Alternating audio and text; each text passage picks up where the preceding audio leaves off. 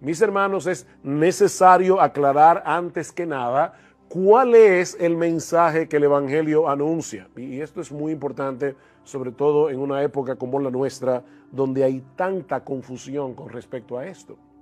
El Evangelio no es ese tipo de terapia religiosa que pretende ayudar a los demás haciéndolos sentir mejor consigo mismos. De hecho, pudiéramos decir que el verdadero Evangelio pretende hacer todo lo contrario. No es hacernos sentir mejor con nosotros mismos, sino más bien hacernos sentir pecadores y depravados merecedores del infierno.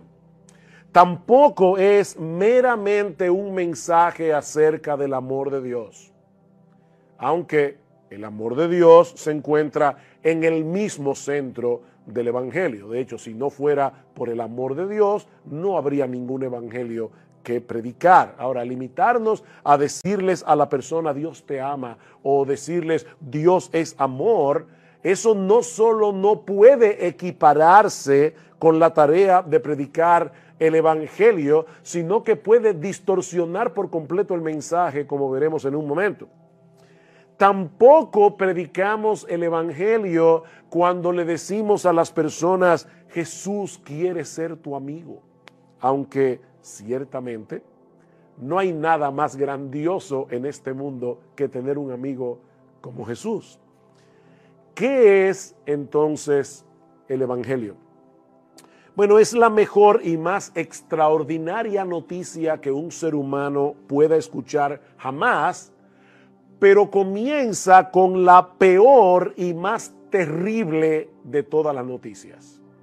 Que todos nosotros nacemos en un estado de rebeldía y de pecado que nos lleva a violar continuamente la ley de Dios desde que nacemos hasta que morimos. Y por lo tanto, nosotros todos somos merecedores de la justa, perfecta e infinita ira de Dios. De hecho, cuando el apóstol Pablo comienza su exposición del Evangelio en Romanos capítulo 1, versículo 18, cuando él quiere explicar por qué es necesario el Evangelio, el apóstol Pablo no comienza diciendo Dios te ama y tiene un plan maravilloso para ti. Pablo comienza diciendo, tú necesitas el Evangelio porque la ira de Dios se revela desde el cielo contra toda impiedad e injusticia de los hombres que detienen con injusticia la verdad. La ira de Dios es el punto de partida del apóstol Pablo para predicar el Evangelio. La paga del pecado es la muerte, dice el mismo Pablo en Romanos capítulo 6, versículo 23. Ese es el miserable salario que todo hombre recibirá por sus pecados. La paga del pecado, el salario del pecado es la muerte. Y obviamente Pablo no se refiere únicamente a la muerte física. De hecho, ni siquiera eso es lo más importante. Pablo está hablando allí de la separación eterna de Dios en un lugar de condenación. Pero mis hermanos, es ahí precisamente donde entra en juego el mensaje del Evangelio. Porque ese Dios perfectamente santo, ese Dios perfectamente justo que no puede de ninguna manera pasar por alto el pecado, es también un Dios bueno y compasivo. Y para resolver ese gran problema del hombre pecador, sin pasar por alto su justicia, Él envió a alguien de valor infinito para que pagara nuestra deuda, sufriendo en nuestro lugar el castigo que todos merecíamos por nuestros pecados. Así que fue por eso que Cristo se hizo hombre. La segunda persona de la Trinidad tomó para sí una naturaleza humana semejante en todo a la nuestra, pero sin pecado. Él cumplió la ley de Dios a la perfección, desde la cuna hasta la tumba. Y luego murió en una cruz, siendo inocente, para que pecadores culpables pudiéramos ser absueltos en el tribunal de Dios.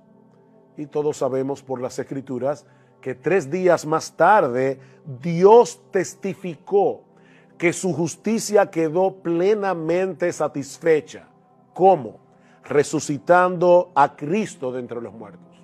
La resurrección es el sello de aprobación de Dios.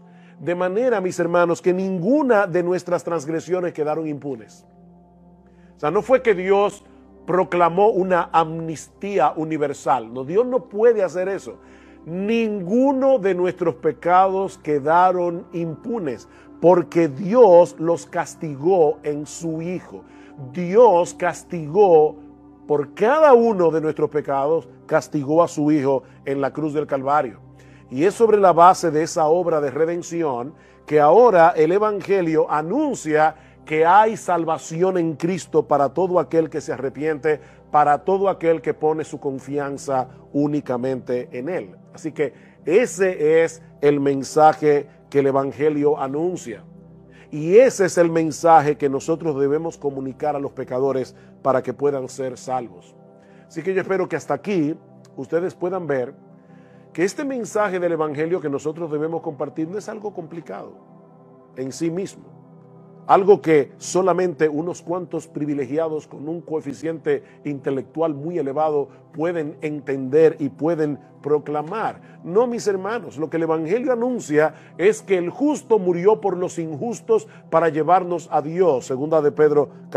Primera de Pedro, capítulo 3, versículo 18. O como dice el apóstol Pablo en el conocidísimo texto de 2 Corintios capítulo 5 versículo 21, al que no conoció pecado, Cristo, por nosotros o a favor de nosotros, Dios a él lo hizo pecado para que nosotros fuésemos hechos justicia de Dios en él. De manera que el mensaje del Evangelio responde 4 preguntas clave. ¿Quién es Dios? Eso dice Max Stiles en su libro, así que estoy citando a Max Stiles en el libro que estamos estudiando en el 222. ¿Quién es Dios? ¿Por qué estamos en una situación tan desastrosa?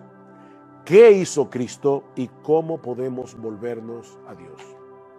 Esas son básicamente las 4 preguntas que el Evangelio responde. De hecho, esa es la gran historia que nosotros encontramos en la Biblia. Una gran historia que podemos dividir en 4 capítulos: creación, caída, redención y restauración. La Biblia es una gran historia con 4 capítulos. Creación, Dios es el creador de todas las cosas. Caída, los hombres escogieron el pecado antes que a Dios, se rebelaron contra Dios. Redención, que hizo Dios en Cristo para resolver el problema. Restauración, que va a hacer Dios al final de los tiempos, o consumación. A la luz de esta definición que hemos dado del Evangelio, ahora podemos avanzar hacia la próxima pregunta. ¿Qué es entonces evangelizar? Si esto es el Evangelio, ¿qué es entonces evangelizar? John Cheeseman lo define de esta manera: es declarar en base a la autoridad de Dios lo que Él ha hecho para salvar a los pecadores, advirtiendo a los hombres de su condición perdida, guiándolos a arrepentirse y a creer en el Señor Jesucristo. Voy a repetir otra vez. ¿Qué es evangelizar? Es declarar, es una declaración, es un anuncio. Es declarar en base a la autoridad de Dios, obviamente revelada en su palabra, lo que Él ha hecho para salvar a los pecadores, la muerte de Cristo en la cruz del Calvario, su vida perfecta, advirtiendo a los hombres de su condición perdida, porque los sanos no tienen necesidad de médico, ¿verdad?, sino los enfermos, guiándolos a arrepentirse y a creer en el Señor Jesucristo. Por eso es que es tan importante que nosotros compartamos con el pecador la ley de Dios, porque la ley de Dios es lo que Él usa para darnos convicción de pecado, y sin esa convicción de pecado, el pecador no va a entender la necesidad que él tiene de la salvación provista por Dios. Ahora, noten, mis hermanos, lo que yo acabo de decir en esta definición. Evangelizar no es lo mismo que compartir nuestro testimonio de conversión. Hay personas que creen que cuando le cuentan a otro pecador cómo fue que él se convirtió, la historia de su conversión, él está evangelizándolo. Puede ser que el testimonio tenga lugar cuando uno comienza una conversación con un pecador, pero nunca equipares tu testimonio de conversión con compartir el evangelio. Tampoco es una simple defensa de nuestra fe. Hay creyentes que son apologistas por naturaleza. Les encanta discutir, defender la fe, probar que la Biblia es la palabra de Dios, probar que Dios existe. Pero hermanos, eso no es evangelizar. Yo puedo tratar de probar que la Biblia es la palabra de Dios. Yo puedo tratar de probar que existe Dios, y nada de eso es equivalente con predicar el evangelio. Tampoco es hacer obras de bien social que evidencien el amor de Dios a través de nuestras buenas obras. Y obviamente las buenas obras son importantes, la misma Biblia lo dice, somos hechura suya. Luego que Pablo dice que somos salvos por gracia y no por obras para que nadie se gloríe, Pablo dice en el versículo 10, porque somos hechura suya, creados en Cristo Jesús para buenas obras, las cuales Dios preparó de antemano para que anduviésemos en ellas. Y Santiago dice, tú tienes fe, muéstramelo. ¿Por qué? Por medio de las obras. Así que no es que las obras no sean importantes, pero hacer obras de bien social tampoco puede equipararse con la tarea de evangelizar. Hermanos, nosotros tenemos una noticia que compartir con el incrédulo. Es una noticia, eso es lo que significa la palabra evangelio, una buena noticia. Tenemos una noticia que compartir con el incrédulo acerca de lo que Dios hizo en Cristo para salvar a pecadores culpables sin pasar por alto su justicia. Pablo lo dice de esta manera en 2 Corintios capítulo 5, versículo 20, porque somos embajadores en nombre de Cristo. Eso es lo que somos. Somos embajadores en nombre de Cristo. Y esto es increíble, porque Pablo dice, como si Dios rogase por medio de nosotros. Dios está usando seres humanos como tú y como yo, para que compartamos el evangelio con otros seres humanos como tú y como yo. Os rogamos en nombre de Cristo, reconciliaos con Dios. Y ahí es que Pablo añade al que no conoció pecado, por nosotros Dios a él lo hizo pecado, para que nosotros fuésemos hechos justicia de Dios en él. Así que evangelizar no es otra cosa que dar a conocer a los hombres el mensaje de reconciliación revelado en las Escrituras. Cuando ese mensaje de reconciliación no ha sido proclamado, el pecador no ha sido evangelizado. Si tú no le hablas a un pecador de la santidad de Dios, de la justicia de Dios, de su pecado, de la muerte de Cristo, del significado de esa muerte, y no lo llamas a la fe y al arrepentimiento, tú no has evangelizado a ese pecador. El hombre está en problema con Dios por causa de sus pecados, porque Dios en su justicia le dará a cada cual lo que merece, pero Él mismo proveyó el medio a través del cual su justicia quedó plenamente satisfecha y los pecadores pueden ser perdonados. La obra redentora de su propio Hijo, nuestro Señor Jesucristo, del cual nos apropiamos por medio del arrepentimiento y de la fe. Tercera pregunta. Ya hemos visto qué es el evangelio, hemos visto qué es evangelizar. Tercera pregunta. ¿Quiénes deben evangelizar? ¿Quiénes son los que tienen esa tarea?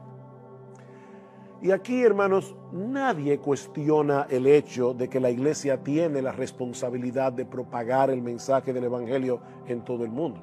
Y nadie cuestiona eso porque esa fue la orden expresa, ¿verdad?, de nuestro Señor antes de ascender a los cielos. Id y hacer discípulos a todas las naciones, bautizándolos en el nombre del Padre y del Hijo y del Espíritu Santo, enseñándoles a guardar todas las cosas que yo os he mandado. De paso, y esto no tiene que ver directamente con la evangelización, pero la evangelización no es un fin en sí mismo. La evangelización es el primer paso del discipulado. Entonces yo no ando por ahí, ¿verdad?, pariendo hijos espirituales y luego dejándolos por sí solos. No, debemos seguir enseñándoles a guardar todas las cosas que el Señor nos ha mandado. Debemos ayudarlo a venir a ser parte de una iglesia local donde su alma va a ser nutrida, etcétera. Todo eso es parte del discipulado. Pero el punto es que Cristo ordenó esto de manera expresa. Lucas capítulo 24, versículo 46. Así está escrito. Y así fue necesario que el Cristo padeciese y resucitase de los muertos al tercer día, y que se predicase en su nombre el arrepentimiento y el perdón de pecados en todas las naciones, comenzando desde Jerusalén. Y eso fue precisamente lo que hicieron los discípulos en el libro de los Hechos. Y una y otra vez nosotros vemos cómo Lucas reseña en el libro de los Hechos el esfuerzo que hicieron los primeros cristianos para llevar el evangelio hasta lo último de la tierra, y aún el impacto de ese esfuerzo evangelístico tanto en Asia como en Europa. Pero la pregunta permanece en pie: ¿quién o quiénes deben llevar a cabo esa tarea? ¿Es esta una responsabilidad únicamente de los pastores? ¿O es esta una responsabilidad que solo tienen aquellos hermanos y hermanas de la iglesia a quienes Dios les ha dado un don especial, el don de evangelizar, y son ellos los que tienen que hacer este trabajo? ¿O Cristo espera que todos los suyos se envuelvan en el cumplimiento de la gran comisión de un modo u otro? La respuesta no es difícil, porque el Nuevo Testamento la revela claramente. ¿Sobre quiénes descendió el Espíritu Santo el día de Pentecostés? ¿Sobre los apóstoles? ¿O sobre todos los discípulos que estaban en el aposento alto? El Espíritu Santo descendió sobre todos los que estaban allí. Todos los creyentes, incluyendo las mujeres. Y de hecho Pedro dice, este es el cumplimiento de lo que profetizó Joel, cuando dice: el Espíritu Santo vendrá sobre todos, sobre vuestros hijos y vuestras hijas, y todos profetizarán. Y la idea es que cuando el Espíritu Santo viene, una de las obras que hace el Espíritu Santo en aquel sobre el cual es derramado es dar a conocer la palabra. Hay una conexión entre el derramamiento del Espíritu Santo y la predicación del Evangelio. Vayan conmigo a Hechos capítulo 1. Hechos capítulo 1, versículo 6. Dice que los discípulos que estaban reunidos en el aposento alto le preguntaban diciendo: Señor, ¿restaurarás en este tiempo el reino a Israel? Y él les dijo: no os corresponde a vosotros saber los tiempos ni las épocas que el Padre ha fijado con su propia autoridad, pero recibiréis poder. ¿Quiénes? Otra vez, ¿los apóstoles o los 120 que estaban reunidos allí? Recibiréis poder cuando el Espíritu Santo venga sobre vosotros, y me seréis testigos en Jerusalén, en toda Judea y Samaria, y hasta los confines de la tierra. Algo interesante que debemos notar aquí: los apóstoles y la iglesia del primer siglo llegó hasta los confines de la tierra, llevó el evangelio hasta los confines de la tierra. Por supuesto que no. Por lo tanto, la iglesia del primer siglo no pudo cumplir a cabalidad la gran comisión, que era ir a todas las naciones. Eso quiere decir que la orden de Cristo no solamente fue a todos los cristianos del primer siglo, es a todos los cristianos de todas las épocas. Y he aquí, yo estoy con vosotros todos los días hasta el fin del mundo. Así que todos los cristianos hasta el fin del mundo tienen la responsabilidad de compartir el evangelio. Noten más adelante lo que pasa en Hechos capítulo 8. Los discípulos parece que se encontraban muy a gusto allí en Jerusalén, todos en comunión. ¿Y qué hizo Dios? Envió una persecución. Y dice en el capítulo 8 del libro de los Hechos: y Saulo estaba de completo acuerdo con ellos en su muerte, en la muerte de Esteban. En aquel día se desató una gran persecución en contra de la iglesia en Jerusalén, y todos fueron esparcidos por las regiones de Judea y de Samaria, excepto ¿quiénes? Excepto los apóstoles. Aquí vemos un detalle interesante. Dios envía una persecución, todos los cristianos tienen que salir huyendo de Jerusalén, excepto los apóstoles. Así que los que salieron huyendo eran cristianos comunes y corrientes como tú y como yo. ¿Y qué pasó con ese grupo de cristianos donde no había ningún apóstol? Vamos a Hechos capítulo 11. Hechos capítulo 11, versículo 19. Ahora bien, ahora Lucas retoma la historia de Hechos 8 y dice: ahora bien, los que habían sido esparcidos a causa de la persecución que sobrevino cuando la muerte de Esteban, llegaron hasta Fenicia, Chipre y Antioquía, no hablando la palabra a nadie sino a los judíos. Así que sabemos que este grupo comenzó a predicar el evangelio, pero como todavía no tenían un concepto claro de hasta dónde iba a llegar el evangelio, se limitaban a hablar a los judíos. Pero había algunos de ellos, hombres de Chipre y de Cirene, los cuales al llegar a Antioquía hablaron también a los griegos, predicando al Señor Jesús. Y la mano del Señor estaba con ellos, y un gran número que creyó se convirtió al Señor. La iglesia de Antioquía, que vino a ser el gran centro misionero del Nuevo Testamento, no fue la iglesia de Jerusalén. Fue fundada por un grupo de creyentes comunes y corrientes donde no había ni un solo apóstol, y fue a esa iglesia que Dios usó para llevar el evangelio por toda Asia y por toda Europa. Así que, hermanos, todos tenemos la responsabilidad de compartir el mensaje del evangelio. Esa es la enseñanza explícita del Nuevo Testamento. ¿Qué dice Primera de Pedro capítulo 3? Estad siempre preparados para presentar defensa con mansedumbre y reverencia ante todo el que os demande razón de la esperanza que hay en vosotros. ¿A quiénes les dice eso el apóstol Pedro? A todos los cristianos de esa iglesia que estaban siendo perseguidos. Dice: cuando ustedes reaccionen como cristianos en medio de la persecución, eso va a levantar preguntas. Las personas les van a preguntar: pero ¿cómo es posible que ustedes estén siendo perseguidos y que puedan reaccionar como reaccionan? Bueno, ahí estén preparados para presentar defensa con mansedumbre y reverencia ante todo el que demande razón de la esperanza que hay en vosotros. Ahora bien, hay algo que muchos cristianos suelen pasar por alto cuando hablamos de la responsabilidad de evangelizar. Sí, todos sabemos, y yo no tengo que hacer más esfuerzo para demostrarles que todos tenemos la responsabilidad de compartir el evangelio, pero hay algo que podemos fácilmente pasar por alto al hablar de ese tema, y es el hecho de que el evangelio que predicamos como individuos debe ser respaldado por una comunidad de creyentes que vive el evangelio. Lo que hacemos como individuo, lo hacemos en conexión con una comunidad a la cual pertenecemos, llamada la iglesia local. Esa es la clara enseñanza del Señor Jesucristo, por ejemplo, en Juan capítulo 13, versículo 34. ¿Recuerdan ustedes cuando el Señor le dice a los apóstoles: yo me voy y ustedes no me pueden seguir ahora? Bueno, Señor, entonces, ¿qué vamos a hacer nosotros mientras tanto?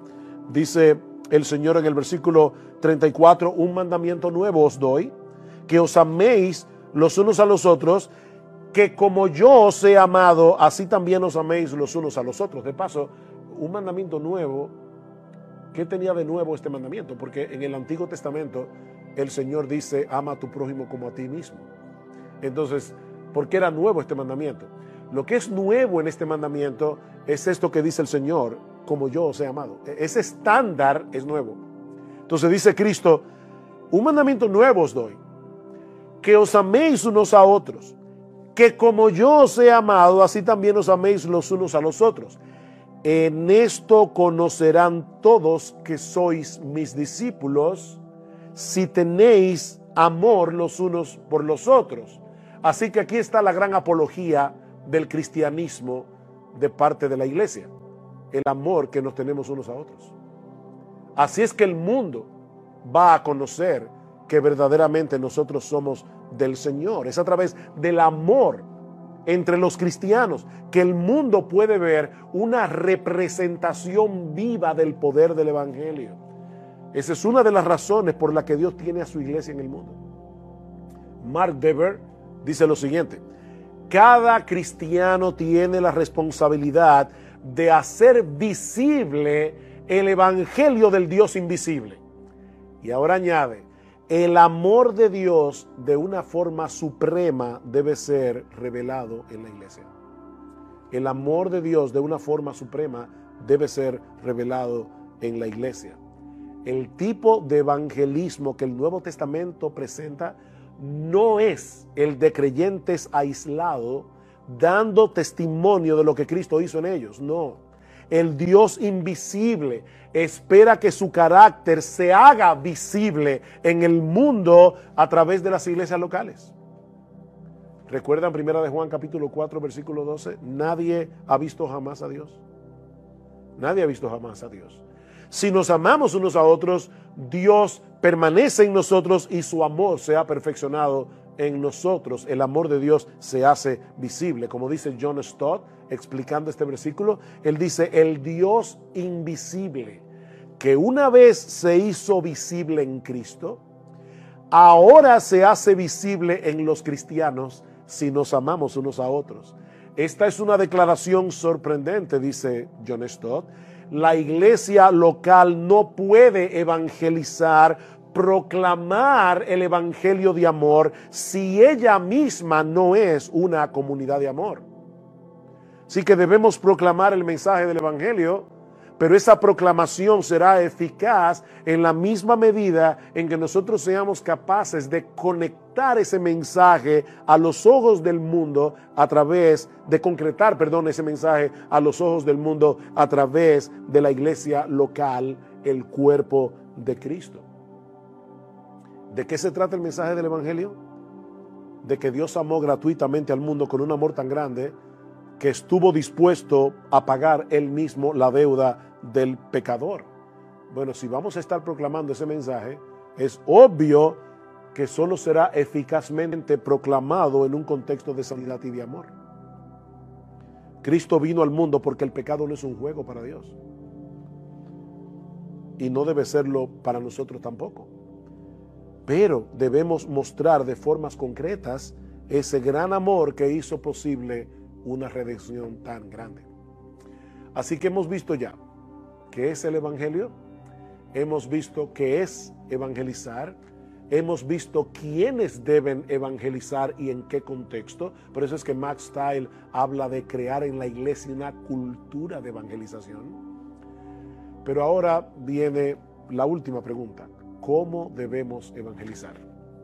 ¿Cómo debemos hacerlo? Y hay varios puntos aquí que quisiera compartir brevemente con ustedes. En primer lugar, y yo sé que esto puede sonar demasiado evidente, debemos orar. Debemos orar.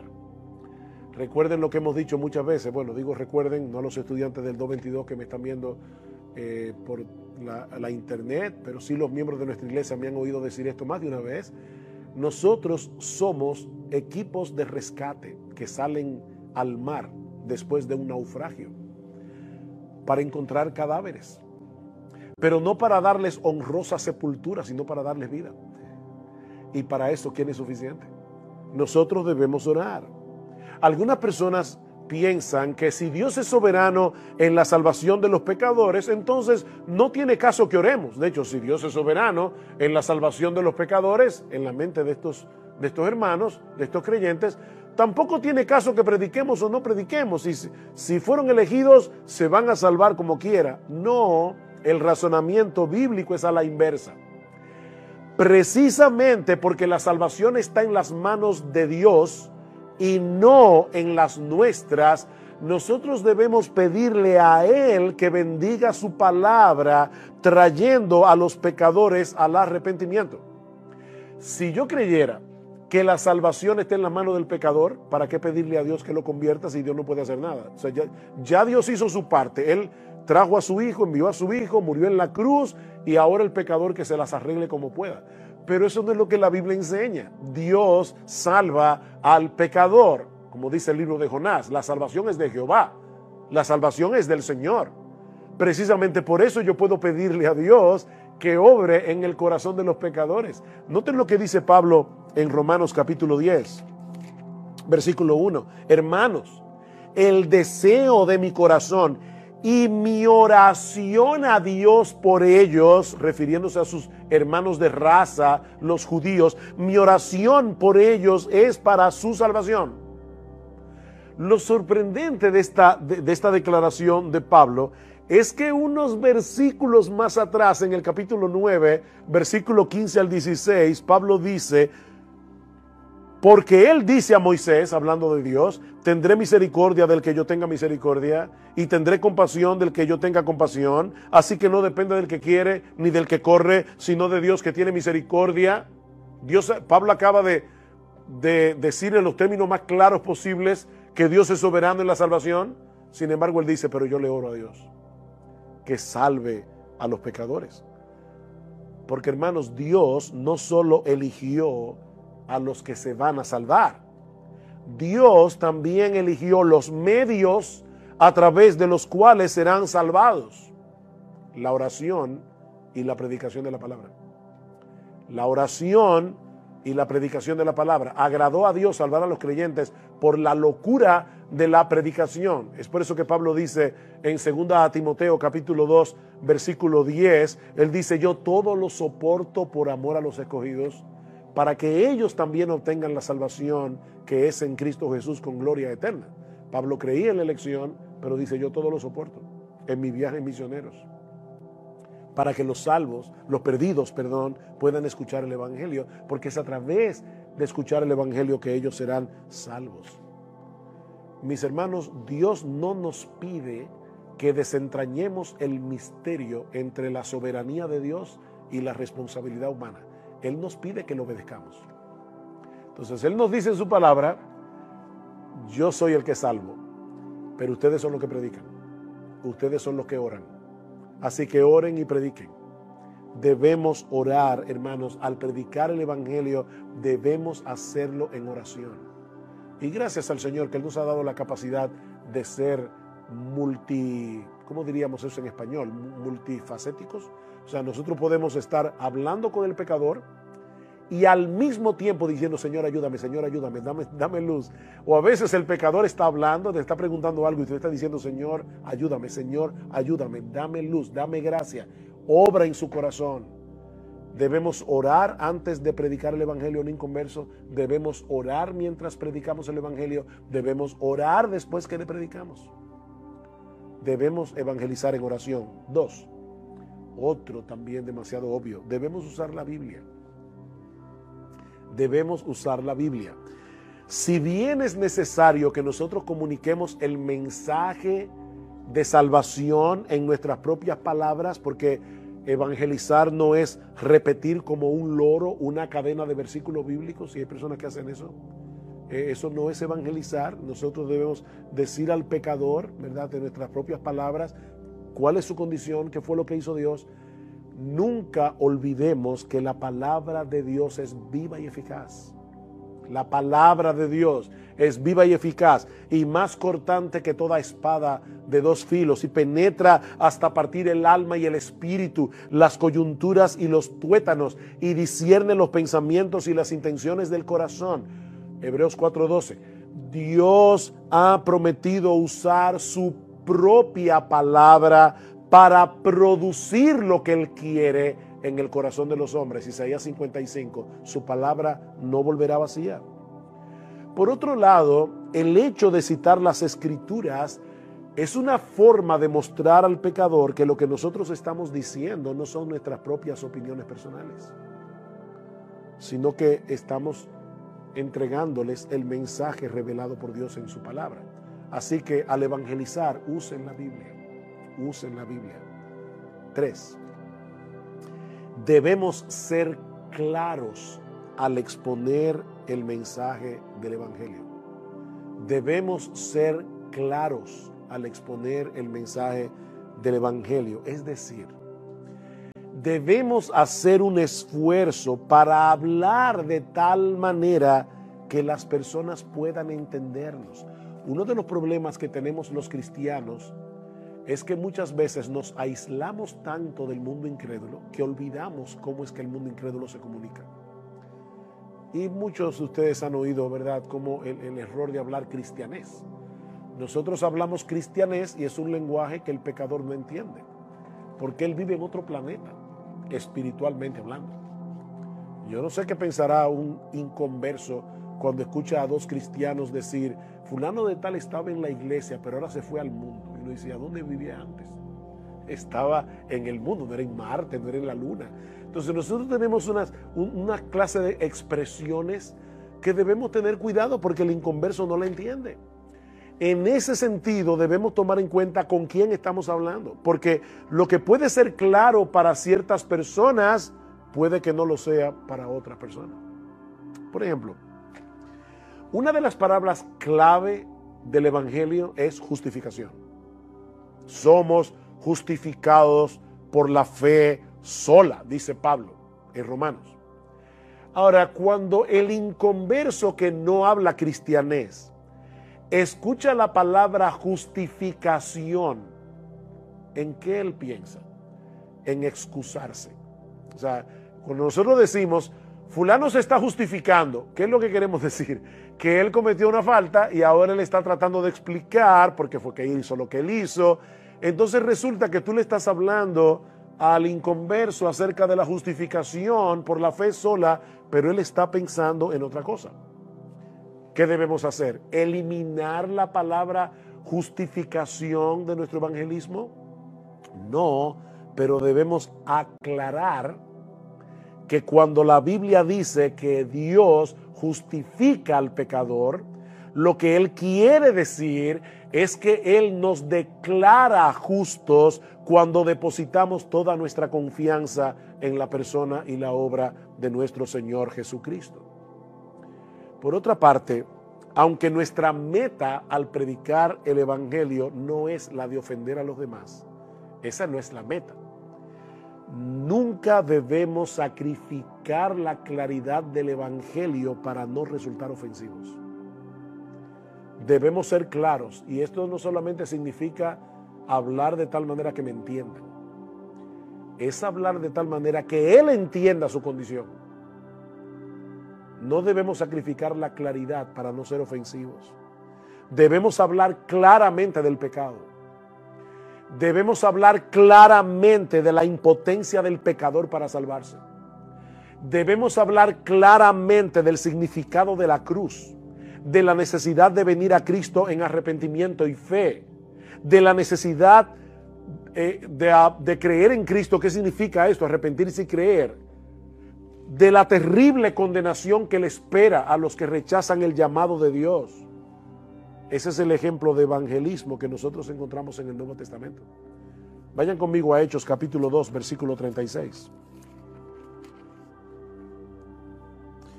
Dice el apóstol Pedro: sepa pues con certeza toda la casa de Israel que a este Jesús, a quien vosotros crucificasteis, Dios le ha hecho Señor y Cristo. O sea, Pedro no dijo, wow, la raza humana ha cometido una falta grave. No, ustedes crucificaron a Jesús.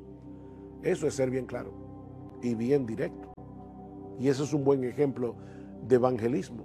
Así que no trates de hacer el evangelio más potable rebajando sus demandas o escondiendo aquellas partes de la verdad que no suelen ser bien recibidas, porque si lo hacemos así, estaremos siendo infieles a la encomienda que Dios nos ha dado de traspasar el mensaje de su palabra. Una cosa más antes de pasar al próximo punto en esta última pregunta. Cuidado con usar terminologías confusas para llamar al pecador al arrepentimiento y a la fe. Por ejemplo, invita a Cristo a venir a tu corazón. Pregunta, ¿y dónde aparece esa frase en el Nuevo Testamento? En ninguna parte. ¿Qué significa invitar a Cristo a venir al corazón? Eso es demasiado abstracto, eso es muy místico. La Biblia dice claramente, arrepiéntete y cree. Ese es el llamado del Evangelio. Es un llamado muy concreto. La Biblia nunca nos llama a invitar a Jesús a venir al corazón, y mucho menos a hacer la famosa oración del pecador. No hay ninguna oración del pecador en el Nuevo Testamento. Explica lo que Dios hizo para salvar a los pecadores explícales por qué necesitan ser salvados y después dile que se arrepientan de su pecado y que crean en el Señor Jesucristo. Ese es el llamado de la Biblia. Nadie puede abrazar a Cristo como Señor y Salvador a menos que crea y se arrepienta. Hechos capítulo 16, versículo 31. El carcelero de Filipos. Señores, ¿qué debo hacer para ser salvo? Ven y haz con nosotros la oración del pecador. No, cree en el Señor Jesucristo. Más adelante en Atenas, ¿qué dice Pablo a los atenienses? Dios ha mandado a todos los hombres en todo lugar que se arrepientan. Romanos capítulo 1, versículo 16.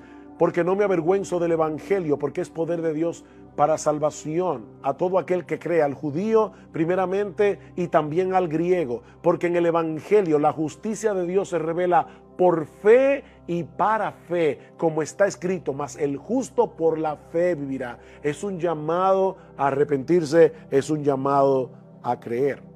Y el mismo Señor Jesucristo nos dejó ese ejemplo. Dice en Marcos capítulo 1, versículos 14 y 15, que cuando el Señor comenzó su ministerio en Galilea, decía, el reino de Dios se ha acercado, arrepentíos y creed en el evangelio. Cristo nunca llamó a nadie, ni siquiera él mismo que estaba allí, nunca le dijo a nadie, invítame a entrar en tu corazón. No, cree y arrepiéntete. Cuarto, en cuanto a cómo hacerlo, debemos provocar que las personas reflexionen sobre lo que estamos diciendo. Debemos provocar un diálogo. Obviamente yo estoy dando aquí una clase y lamentablemente no puedo recibir retroalimentación de parte de ustedes. No es la forma como a mí me gusta dar la clase, pero es el formato que tenemos en este curso. Pero cuando tú hablas con un pecador, no te pases una hora, telele. Tú estás conversando con él. Hazle preguntas. Provoca reflexiones. Eso es algo que el Señor hacía cuando trataba con las personas, moverlos a reflexionar. Por ejemplo, Mateo capítulo 21. Mateo capítulo 21, versículo 32 en adelante, el Señor dice aquí, escuchad esta parábola, dice en el versículo 33. Había una vez un hacendado que plantó una viña, la cercó con un muro. Ustedes conocen la historia y dice después al final de la historia, cuando venga pues el dueño de la viña, ¿qué hará a esos labradores? Y ellos le dijeron, llevará a esos miserables a un fin lamentable y arrendará la viña a otros labradores que le paguen los frutos a su tiempo. Jesús le dijo, ¿nunca leísteis en las Escrituras la piedra que desecharon los constructores esa en piedra angular se ha convertido? Y luego les dice cómo el Señor va a quitar el reino a los judíos para dárselo a los gentiles. Pero ¿qué es lo que hace el Señor? Provocarlos a reflexionar. Más adelante en el versículo 45 dice, al oír sus palabras, los principales sacerdotes y los fariseos comprendieron que hablaba de ellos. O sea, esta historia no quedó en el vacío. Ellos entendieron que la espada se le estaban clavando a ellos mismos en el corazón. Hermanos, recuerden que la mayoría de las personas escucha el evangelio a la defensiva. La mayoría de las personas. Porque no quieren admitir que ellos están mal. El hecho de hacerlos reflexionar es una forma de despertar sus conciencias. Y probablemente el mejor ejemplo bíblico que nosotros tenemos en la historia de las Escrituras es Natán con David. Cuando Natán llega donde David y le dice, déjame contarte una historia. Mira, había un hombre rico que tenía muchísimas ovejas y tú no sabes lo que hizo. Hoy le fue y le quitó a la pobre ovejita que tenía un hombre que no tenía nada más que esa ovejita y se había encariñado con ella para hacer una fiesta con los amigos. ¿Qué tú crees que debemos hacer con ese hombre? Y dice David inmediatamente, es digno de muerte. Hasta que Natán le dijo, tú eres ese hombre. Tú fuiste el que le tomaste la ovejita a Urías Eteo. Despertó su conciencia. Y eso llevó a David al arrepentimiento. Por supuesto, en el caso de David, Natán estaba tratando con un creyente. Pero no debemos olvidar que todos los seres humanos traen consigo de fábrica una conciencia. que les dice que lo malo debe ser castigado y que lo bueno debe ser recompensado. Así que nosotros contamos con un aliado en el corazón de los pecadores cuando compartimos con ellos el mensaje del Evangelio. Eso es algo que está entrelazado en lo más profundo de sus personalidades como seres creados a la imagen de Dios. Así que debemos apelar a sus conciencias haciéndoles preguntas. A veces yo, cuando estoy conversando con alguien del Evangelio, le digo: ¿a ti no te molesta que los malhechores se salgan con la suya? ¿A ti no te molesta que los políticos corruptos hagan y deshagan y nadie les puede poner la mano? Y todo el mundo inmediatamente dice: claro que me molesta. Entonces tú quieres justicia para los demás. ¿Y qué tú crees que van a hacer contigo cuando tú te presentes en el tribunal de Dios? Entonces esas preguntas ayudan al inconverso a decir: no son los políticos los que están en problemas solamente, yo estoy en problemas. Entonces provócalos a reflexionar. Una última sugerencia es que al evangelizar debemos usar la iglesia. Al evangelizar debemos usar la iglesia. Evangelizar no es lo mismo que invitar a una persona a los servicios de adoración en la iglesia, pero es perfectamente apropiado y recomendable que invitemos a las personas a venir a nuestros servicios de adoración.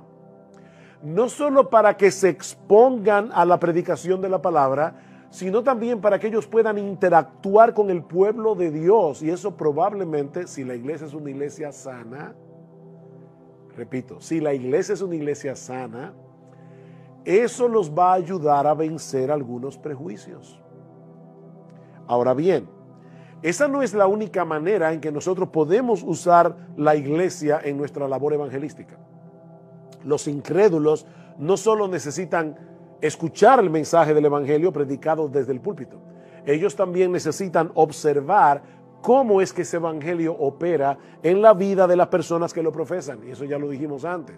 Juan capítulo 13 de nuevo, versículos 34 al 35, que os améis unos a otros, así el mundo conocerá que sois mis discípulos. Y luego en Filipenses capítulo 2, versículos 14 y 15, dice el apóstol Pablo: haced todas las cosas sin murmuraciones ni discusiones, para que seáis irreprensibles y sencillos, hijos de Dios sin tacha, en medio de una generación torcida y perversa, en medio de la cual resplandecéis como luminares en el mundo. Ustedes son las luces que el mundo tiene, pero el mundo tiene que verlos.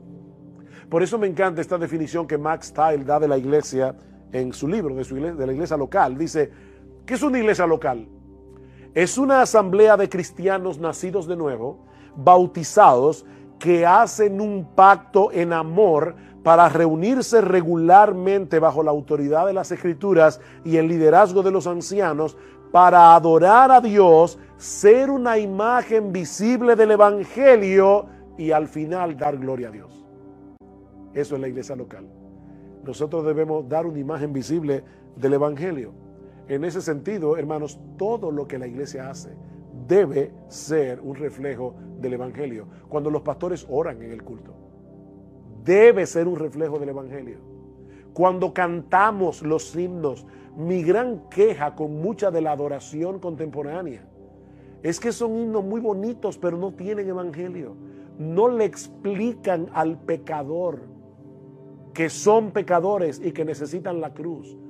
La mayoría, o para no ser injusto, muchos de los himnos contemporáneos hablan del amor de Dios, del poder de Dios, del cuidado de Dios, de qué hermoso es Dios. Pero nada de eso va a llevar a un pecador al arrepentimiento, a menos que entienda que está en problemas con ese hermoso Dios y que Él diseñó un plan de salvación a través de la cruz. Así que nuestros himnos deben ser evangélicos, deben conllevar el mensaje del evangelio. La predicación de la palabra. ¿En cuántos púlpitos, hermanos, se está predicando hoy un mensaje terapéutico o un mensaje moralista en vez de predicar el evangelio? Así que los pecadores van a la iglesia y no escuchan el evangelio, lamentablemente.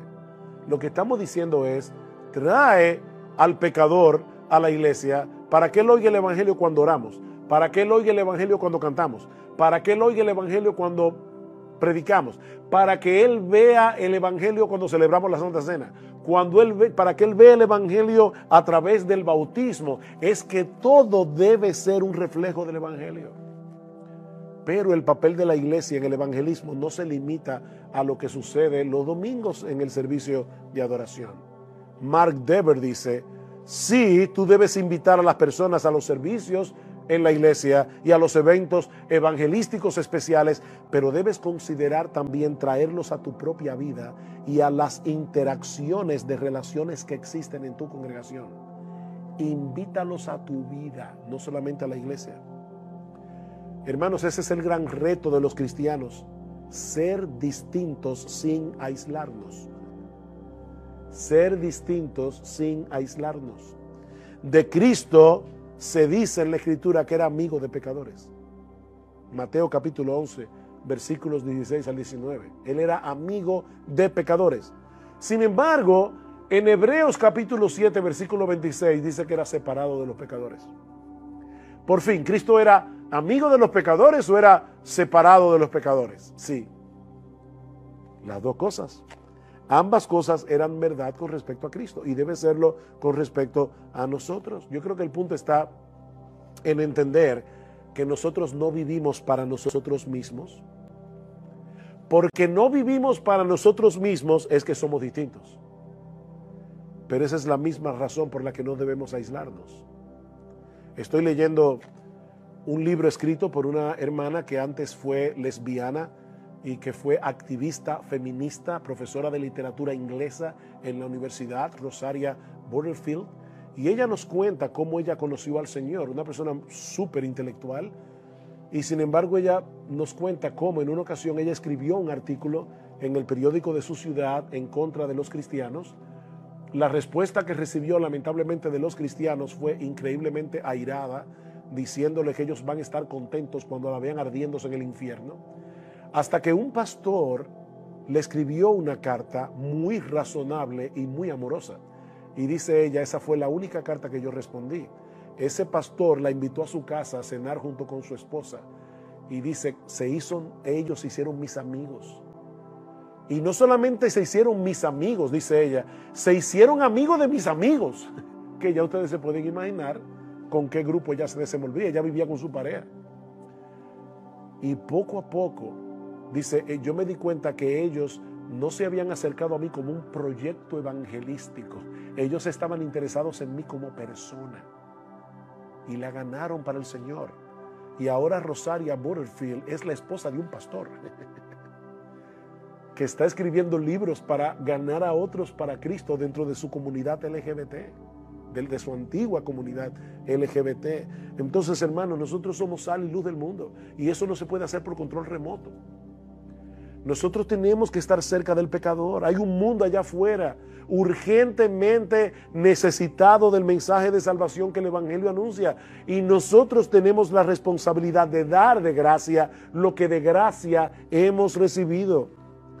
Es por eso que es tan importante crear una cultura de evangelismo en la iglesia, como Max Stiles demuestra en su libro. El evangelismo no es un programa. Las personas dicen, entonces, ¿cuál es el programa que esta iglesia tiene para evangelizar? No, esta iglesia no tiene ningún programa para evangelizar. Esto no es un asunto de programa, es un estilo de vida. Es un estilo de vida que un grupo de creyentes que ama a Cristo y ama a los perdidos está dispuesto a asumir, saliendo de su zona de comodidad para alcanzar a los perdidos con el Evangelio. Es de eso que se trata todo esto. Nuestra responsabilidad no es convertir a los pecadores, gracias al Señor. Esa no es nuestra responsabilidad. Eso solo puede hacerlo Dios. Pero Él nos ha dado el privilegio de ser embajadores para rogar en su nombre a los pecadores que se vuelvan a Él. Y ahora escuchen la parte más impresionante de esto. Cuando nosotros nos envolvemos en el evangelismo personal, no solo pecadores pueden ser salvados y traídos de la muerte a la vida, sino que también nosotros mismos recibiremos el beneficio de un mayor entendimiento de las riquezas que tenemos en Cristo. Cuando tú predicas el Evangelio, tú afianzas el Evangelio en tu propio corazón. Por eso quiero concluir la clase con esta cita de Max Stiles, que me impactó profundamente cuando la leí. La evangelización es más grande de lo que podemos ver. Recuerda la promesa de Dios. Él te está dando a ti un entendimiento más completo de las riquezas que tenemos en Cristo cuando evangelizas. El evangelio es como un potente rayo de luz que está revelado en las Escrituras. Ese rayo potente de luz contiene elementos muy variados que los creyentes debemos aprender a apreciar. Y a la hora de predicarlos, nosotros debemos tener sabiduría de parte de Dios, de saber qué elemento yo debo enfatizar, ¿no? Noten que no estoy diciendo que voy a predicar solo de ese elemento. Yo estoy diciendo no sobresimplifiquen el evangelio. Yo estoy diciendo que hay elementos que yo voy a tener que enfatizar por encima de otros dependiendo de la persona con la que yo estoy hablando. Por ejemplo, cuando yo venía para acá, vine en Uber y yo veo que el taxista lleva un rosario colgando en su espejo retrovisor. Le digo, amigo, ¿te puedo hacer una pregunta? ¿No te ofende? No. Dígame, ¿qué significa para usted ese rosario? Y ahí, obviamente, comenzó una conversación acerca del evangelio. Pero entonces yo le digo, como él me explicó que ese carro no era de él, que ese rosario era de su cuñada, digo, bueno, no por aquí la cosa. Déjame entonces hacerte otra pregunta. Mira, si tú te murieras hoy, Dios no lo quiera, ¿qué pasaría con tu vida? Yo siempre le digo a los taxistas, mira, decía alguien que en la vida hay solo dos cosas seguras, la muerte y los impuestos. Eso decía Benjamin Franklin. Y en países como los nuestros se puede evadir los impuestos, pero no la muerte. Y en ningún país se puede evadir la muerte. ¿Qué pasaría contigo si te mueres? Yo no tengo ningún problema con eso. Ajá. ¿Y por qué no? Porque yo creo en Dios y yo no he hecho nada malo. Entonces ya yo veo, fíjense, ya él me dio una respuesta que me ayuda a saber cuál es el elemento del evangelio que yo voy a tener que enfatizar. ¿Ven? No es lo mismo, como yo les decía anoche, que estoy tratando con un individuo que está aplastado por el peso de la culpa, que está aplastado por el peso de su pecado, que no puede creer en el amor de Dios. Para él, entonces yo voy a tener que enfatizar otro aspecto del evangelio. Alguien tomaba este rayo potente del evangelio y lo dividía en algunos elementos, y no son todos, yo solamente voy a citar algunos. Por ejemplo, el evangelio nos muestra que el hombre es pecador. Yo le decía, mira mi amigo, el evangelio es una buena noticia que comienza con una mala. Y sin la mala noticia, la buena no tiene sentido. El hombre es pecador, pero Dios resolvió ese problema a través de la muerte de Cristo en la cruz. Él pagó nuestra deuda. Todos nosotros tenemos que presentarnos ante el tribunal de Dios, pero ya Cristo pagó nuestra deuda en su tribunal. 2, el evangelio nos muestra que la resurrección de Cristo es la victoria final sobre la muerte y el pecado. Ustedes saben cuántas personas viven deprimidas porque piensan en la muerte y eso los aplasta. Entonces yo tengo que enfatizar la victoria que Cristo tuvo sobre la muerte y que nos hace a nosotros por la fe partícipes de esa victoria. Ese es otro elemento del evangelio. El evangelio nos muestra que la obra de Cristo en la cruz resuelve los problemas más profundos de una humanidad caída que está cosechando con creces los resultados de su extravío. Hay inconversos que ven claramente que el mundo está mal, pero no saben cómo resolverlo. Ellos también tienen anhelo de justicia. Ellos también quisieran que las cosas fueran diferentes, pero no saben dónde está la solución. El evangelio, por supuesto, nos muestra en la obra de Cristo en la cruz el sorprendente amor de Dios por un mundo que lo aborrece. Ustedes saben cuántas personas en el mundo se sienten solas, que nadie los ama, que nadie se preocupa por ellos. Por supuesto, eso no quiere decir que ahora yo voy a venir a una de estas personas y le voy a decir, Dios te ama y tiene un plan maravilloso para ti. No, el evangelio es más que eso, pero ya yo sé que yo voy a tener que poner delante, muy delante, el amor de Dios que proveyó tal salvación en Cristo, porque esa persona necesita oír eso. Podemos decir muchas otras cosas, pero yo creo que estas son suficientes para darnos una idea de algunos de los elementos contenidos en el potente rayo de luz del Evangelio. Así que, jóvenes, nosotros debemos tratar de adquirir un entendimiento cada vez mejor del Evangelio, cada vez mejor de los componentes del Evangelio, como también debemos tratar de entender la audiencia a la que le estamos predicando el Evangelio, para usar incluso un lenguaje o un argumento que sea apropiado para la audiencia. Déjenme darles 3 ejemplos sencillos, sacados de la misma Biblia. ¿Ustedes recuerdan cuando el Señor Jesucristo se enfrentó con los saduceos en Lucas capítulo 20? ¿Recuerdan eso? Que ellos le contaron una historia, porque como ellos no creían en la resurrección, ellos le dicen: mira, Señor, nosotros conocemos a una mujer que se casó con un hombre y murió, y ella se casó con el hermano, porque había una ley, el levirato, y murió, y se casó con el otro hermano y murió. La mujer tenía una suerte increíble, y así murieron los 7 hermanos. Y como ellos no creían en la resurrección, le preguntaron a Cristo: cuando resuciten y estén en el cielo, ¿de cuál de los 7 ella va a ser esposa? Oye, parece un problema serio.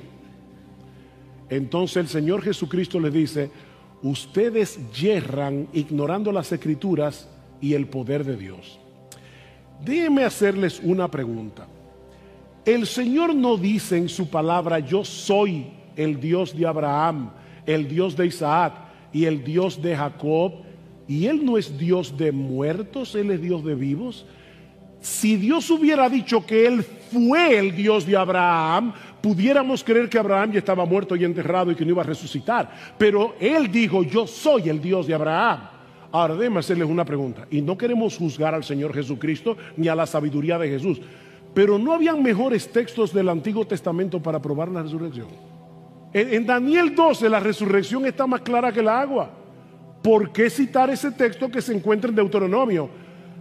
Por una razón muy sencilla: los saduceos no creían en todo el Antiguo Testamento. Los saduceos solo creían en los primeros 5 libros de Moisés.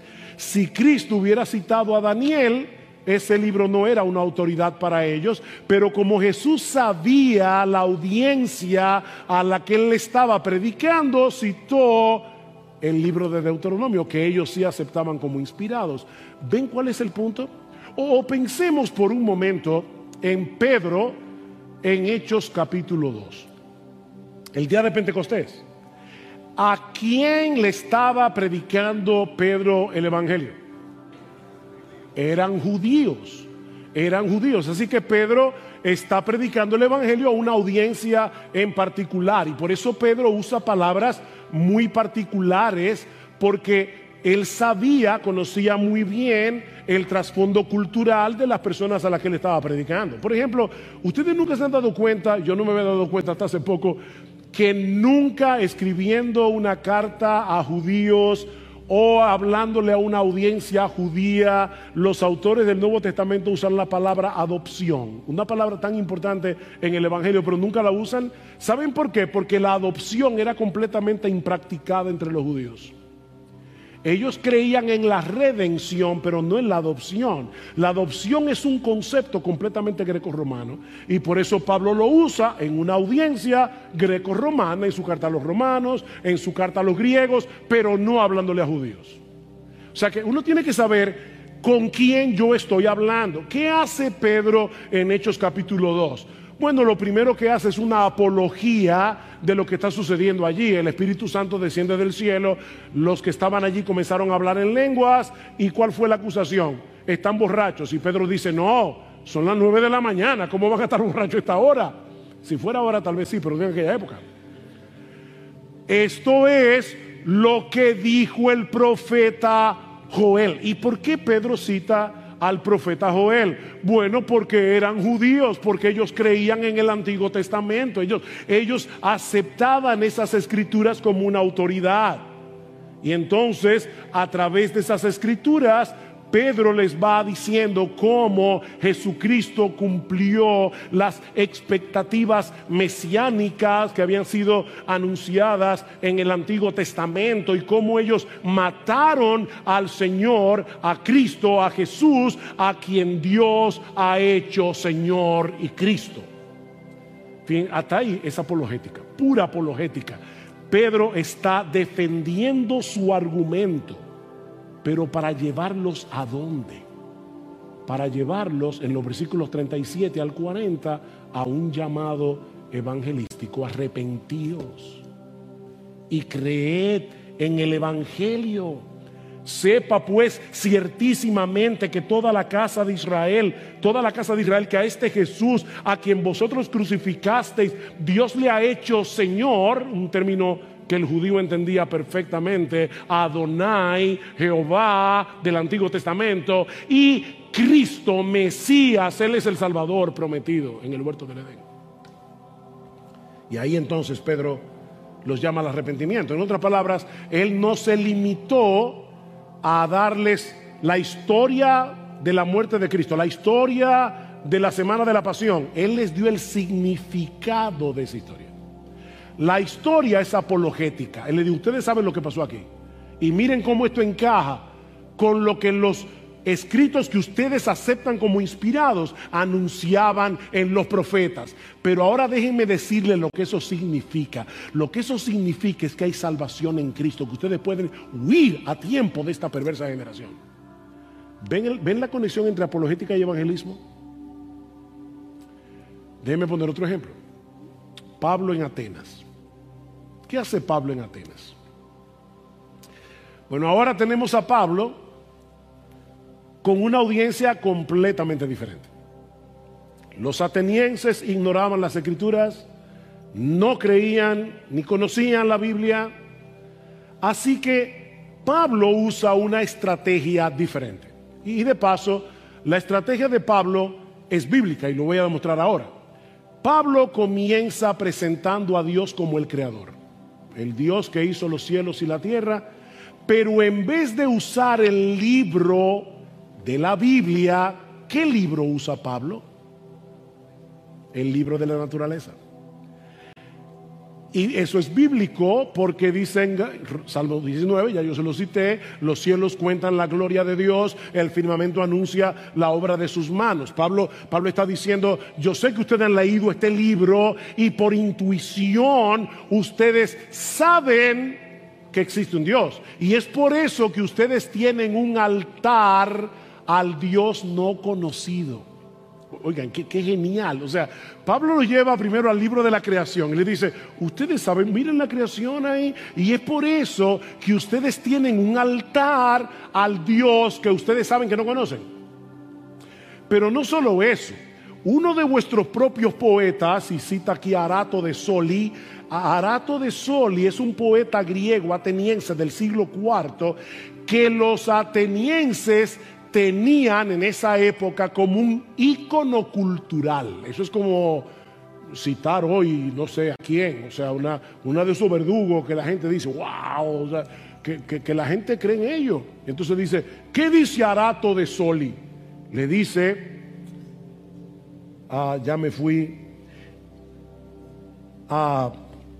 de una sangre ha hecho todo el linaje de los hombres para que habiten sobre toda la faz de la tierra, y les ha prefijado el orden de los tiempos y los límites de su habitación, para que busquen a Dios, si de alguna manera palpando puedan hallarle, aunque ciertamente no está lejos de cada uno de vosotros, porque en él vivimos, nos movemos y somos, como algunos de vuestros propios poetas también han dicho, porque linaje suyo somos.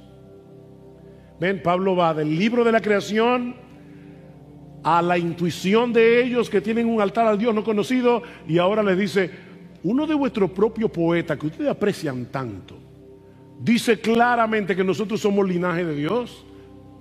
Y ahora entonces Pablo, que ha despejado el camino, le muestra a los atenienses que ese Dios que ellos no conocen se ha revelado y es conocible plenamente en la persona de Jesucristo, y ahí introduce el Evangelio.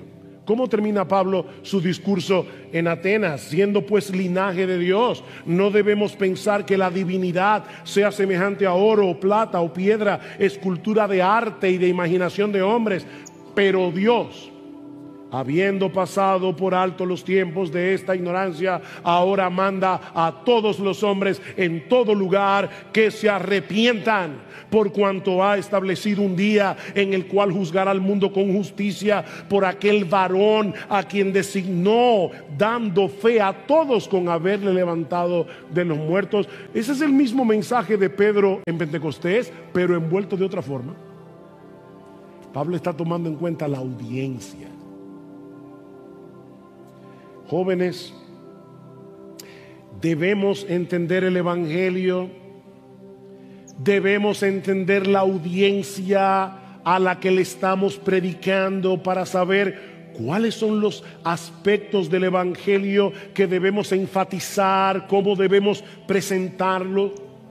En ese sentido, C.S. Lewis es un tremendo ejemplo de apologética. Alguien decía que Lewis no siempre usó el mismo formato en la defensa de la fe.